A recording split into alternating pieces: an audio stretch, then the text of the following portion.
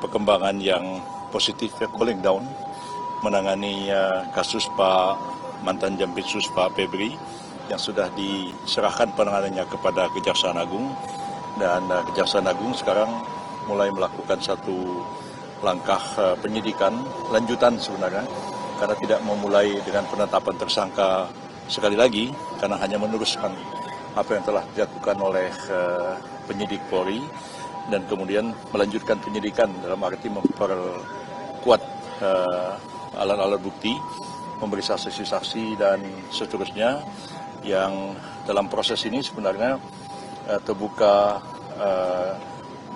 peluang bagi KPK untuk melakukan supervisi seperti yang telah diatur dalam undang-undang, bahwa meskipun yang menyidik perkara korupsi itu adalah polisi ataupun jaksa, tapi KPK itu diberikan kewenangan untuk melakukan supervisi.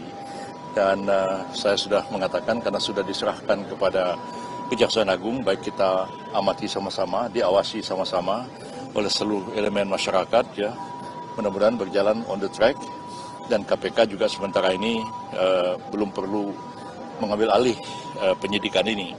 Memang dia punya kewenangan mengambil alih dengan beberapa syarat, ya. Pertama adalah penyidikan itu berlarut-larut, nggak jelas kemana arahnya. Yang kedua, melibatkan aparat penegak hukum, itu pasti sudah Pak Febri itu adalah penegak hukum. Dan yang ketiga, perkara itu menarik perhatian masyarakat, juga menarik perhatian masyarakat, dan di atas 1 miliar. Ya, meskipun diberikan kewenangan seperti itu, tapi kalau penanganan itu on the track, betul-betul profesional dan transparan, saya kira beri kesempatan kepada Kejaksaan Agung untuk melakukan penyidikan. Kalau sudah terkumpul semua alat bukti, ya silakan Kejaksaan Agung untuk melimpahkan perkara itu ke Pengadilan Tipikor. Itu pendapat saya mengenai soal ini. Prof, tapi kan banyak juga masyarakat yang menilai bahwa penanganan perkara ex-Jampitsus ini di Kejagung kan seperti jeruk makan jeruk, karena ditangani oleh pihak kejaksaan juga, yang dikhawatirkan di bawah-bawahnya itu masih ada orangnya Pak Febri. Ya, karena itu sebenarnya kalau dilihat dari situ kan itu dalam lingkungan kecil. Kalau dalam lingkungannya lebih luas, sama-sama penegak hukum.